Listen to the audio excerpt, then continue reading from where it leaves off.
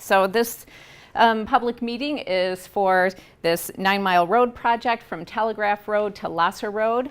This project also includes a replacement, a full bridge replacement of the 9-mile bridge over the Evans branch of the Rouge River, over by the golf course property there at Plum Hollow. I'll start with the road project. One of the highlights of this project is that this road is going on a road diet, we call it. So really this is lane reduction. So we're talking about going from a 5-lane cross section for the road to a 3-lane cross section. At the major intersections, the lanes remain mostly unchanged, and that's really what tends to control our traffic movement through a corridor. So still have lots of lanes at the intersection so that we can get cars moved through the signal cycles as would be typical. Some of the reasons for the road diet, really just that the traffic counts on 9-mile don't warrant, and we forecast out, is it 20 or 30 years? 20 years. And even with forecasted 20-year traffic counts, we still don't anticipate any need for going to 5 lanes.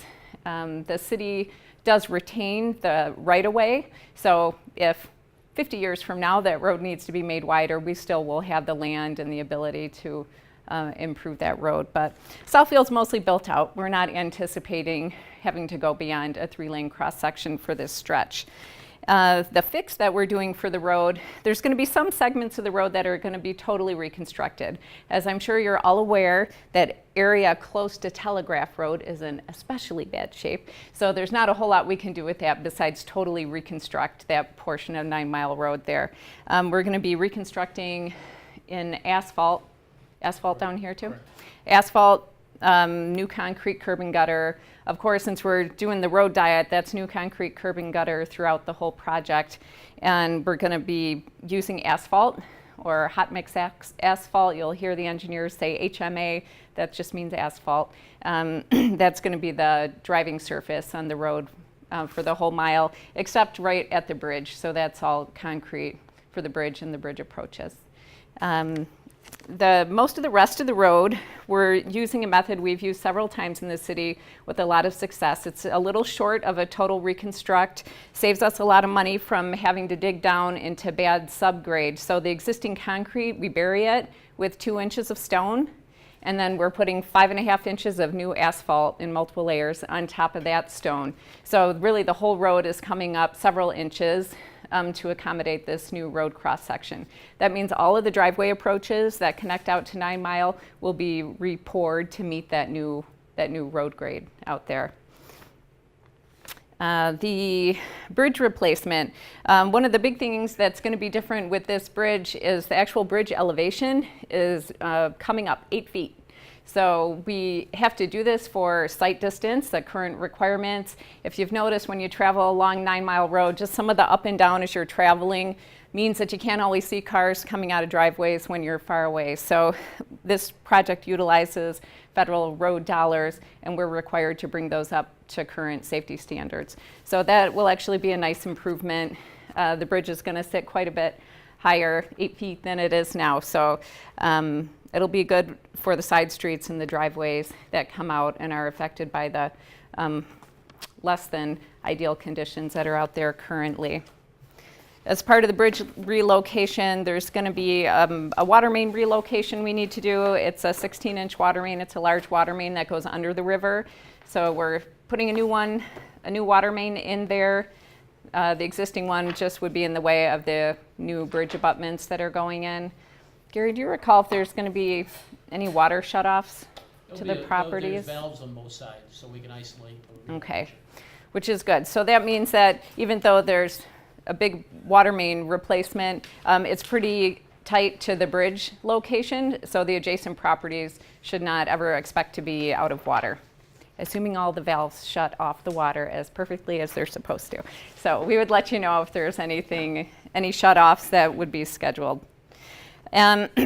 Because of the bridge replacement, that really drives the schedule for the whole project. So this project is going to be starting sometime in June. I'm thinking it's probably going to be about the 3rd week in June. We've got a meeting coming up with the contractor, so we'll get a more firm start date that we'll publish on the city's website and let cable and community relations know so they can spread the word. because when this project starts, 9 Mile Road is going to be closed right at the bridge. The bridge is first order of business. You got to get going to demolish the existing bridge. At the same time that bridge work starts this month or this June, we'll be starting on 9 Mile close to the Telegraph side. So that's also going to be happening at the same time, starting right away in the month of June. From Telegraph to about halfway between Bush and Helen, right there, that's the portion that's going to be totally reconstructed and that we're going to get started on right away. During the project, with the road being closed, we're using mostly 10 Mile and some 8 Mile also will be as posted detours. So it really depends which direction the traffic is coming from, which detour vehicles will be routed to. At that time, for the people that live right in the area, you're going to be finding your way. You know the area very well. But for all the people that are just coming in and out of Southfield during their regular commutes, we hope that they're following the posted detours. Berg Road is not going to be part of the posted detour. I imagine a lot of the people in the neighborhoods will be driving it anyway because they know it's there and available to them. So I would not be surprised to see some extra traffic on Berg Road during the project, but you know, most likely we'll just have to work with the police department. When people are cutting through, then we tend to have speeding issues. So let us know some of the feedback if you're experiencing some of that on Berg, and we can certainly, the police department's been very good working with us when we've got projects going on to minimize that. So when we talk about this closure, of course it's going to be what I call a hard closure close to the bridge, and so no one will be able to get through. There's going to be concrete barricades up. But when you're at Berg and at Telegraph and again at Lasser, it's what I refer to as a soft closure.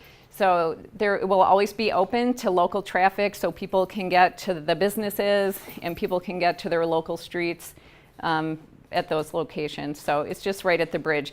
You just, as long as you know which side you need to come from, if you live right on 9 Mile, if you're on the east side of the bridge, you've got to come from Lasser. If you're on the west side of the bridge, you've got to come from Telegraph to access your properties there. Overall, this project, this is a $8.1 million investment. So these bridge projects are very expensive, but we've secured bridge funding from the federal government and from the state of Michigan. Then we also have some federal dollars to help with the road reconstruction. So we've got $4.73 million in federal and state funds helping to complete this project. And then the rest of the money is being paid for from the road bond that voters approved in Southfield in 2014. So we're really looking forward to this project and seeing this stretch of road fixed. We know it's one of our major roads that sees plenty of traffic, and we've had bad conditions out here for a while, so looking forward to this. And that's really all of the basics. Did I miss anything, Gary? Any main points? I think everybody should realize this road was originally built in the early 20s, 1920s, and it's been overlaid several times. It's been widened. The bridge was widened back in the 70s, and in today's standards, what was used to widen the bridge in the 70s is no longer applicable because of all these flash floods you see out east and all that stuff. We have to secure the bridge with piles. Okay, we have to drive piles into the ground in order to secure the bridge, and so if the whole road and the world washed away, the bridge would still be standing up there in the air. Okay? So it might not mean anything, but at least the bridge is there.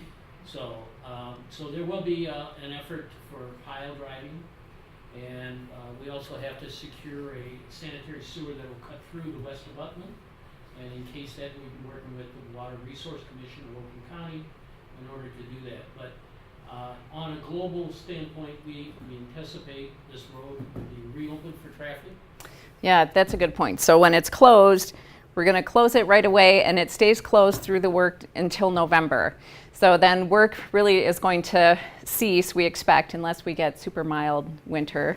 You never know. But we expect work to cease over the winter months, and the road will be open to traffic once it's opened in November. But when it comes down to the bridge, just on either side of the bridge, we're going to come down to 2 lanes. So you'll lose that center lane.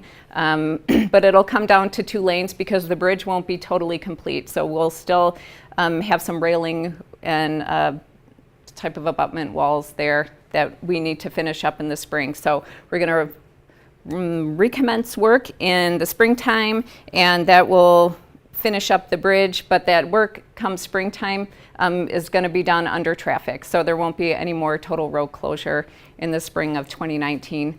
All the work is scheduled to be completed by June 2019, so it's not going to be another whole summer of construction. Just we've got probably about 6 to 8 weeks of work next spring.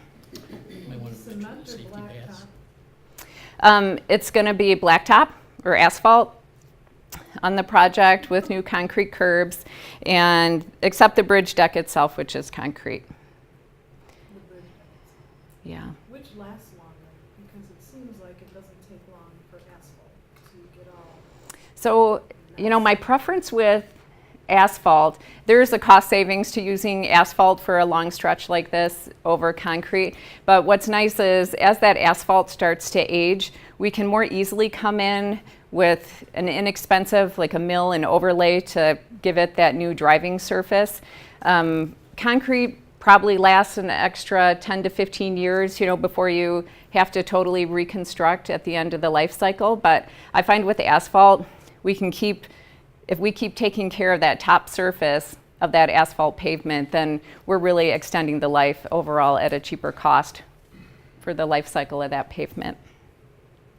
The amount of redoing the asphalt on this road, it's more of a complete redo of the asphalt, while other projects you've done where you've done something with the asphalt, Right. you maybe didn't do as much. Yeah, to it. sometimes when you see asphalt, like you think you have a brand new road, and it might just have been, you know, a mill of the old concrete and just a couple inches of asphalt. This is a full 5.5-inch asphalt cross section. Okay. And asphalt, I mean, you see that used even on the freeways and everything. So there's certainly the asphalt design. These are major roads. They have to be able to handle the truck traffic, and this asphalt will. And who won the contract? What company won the contract? And the other question I have in that same regard, because I was most impressed with when they worked on 696, and it was a company that, you know, rejuvenation of them roads. I mean, they did a lot Okay. of that. I don't know who that company Jim, was. who is the low bid? Because I wasn't Low bid is familiar. Dan's Excavating. It is? They've done Okay. a number of projects, include the road out front and Evergreen north and south of here. Okay, all the way Okay. down to 8 Mile, I believe. Mm-hmm. And you see them on the freeways. They're a large contractor. They can swing equipment in and out anytime they need it for any particular phase of the project. And they also build their own bridges. Okay, we haven't heard whether they're doing this bridge or they've subcontracted that to a third party. But it is Dan's Excavating. They're out of Shelby Township.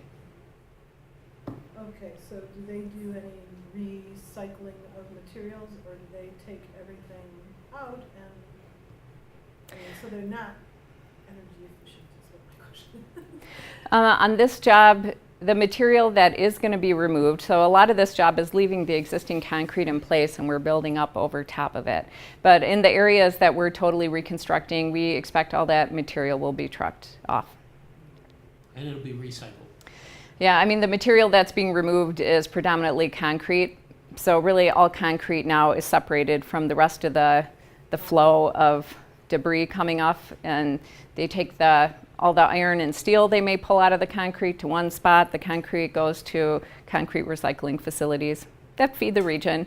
You know, a lot of other projects, if we're putting in brand new sub-base, we use crushed concrete as a base under roads all the time. So there is some reuse to that material. Yes. By raising the road, will that help with drainage? Because I know there was a lot of ponding at the corner of the northern corner of Berg and 9 Mile. Yeah, that whole intersection at Berg and 9 Mile gets reconstructed. We're going into Berg a little bit too. So that the engineering would address any of the drainage issues at those locations. What spot has a drainage problem, so I make sure. Definitely that corner does. Which corner? By I'm Baldwin sorry. side or by Plum Hollow side? No, right at the northern corner of On the north, Berg okay. and 9 Mile. Oh, Okay. Berg and 9 Mile. Yeah. Berg, yeah. Okay. There's always like, when it rains hard, you instantly get. Is it on the standing water. pavement or is it in the grassy No, it's on area? pavement. Yeah, well, absolutely, the pavement will all drain appropriately. We thought that we would be starting this bridge construction probably January, February, no later than March is what we were thinking. And we just kept having to delay it, which is actually why some of the work got pushed to the spring 2019 because we didn't get started as soon as we were expecting to get started. I just thought of something else when Gary was talking about when we're constructing the bridge, and because the new bridge is going to be being constructed on piles. So these are steel piles that are driven into the ground. That will be the one time, especially if you live close to the bridge, and even if you don't, if you listen on a quiet day, you'll hear that pounding because they'll be pounding. I'm not sure how many piles are even in this bridge, probably 140 piles that go down Wow. 65 feet. 65 feet into the ground. So that's going to be several weeks of pounding that. So if you're wondering what that is, that's the bridge piles getting driven into the ground. With the bridge piles and them driving, we will have seismic monitors adjacent to the driving to monitor the vibrations being created by by the driving of the pile. And it sets off a sensor immediately if he exceeds a certain tolerance, okay, that the federal government has established as an acceptable tolerance from the vibration. Mhm. And we'll know that in the field within a minute of it happening, and we'll change whatever he's doing. Okay? Yeah, so there's different methods and Yeah. forces that they can hit that pile with. So if the vibrations start exceeding that, we'll make adjustments to bring it back within compliance. Thank you.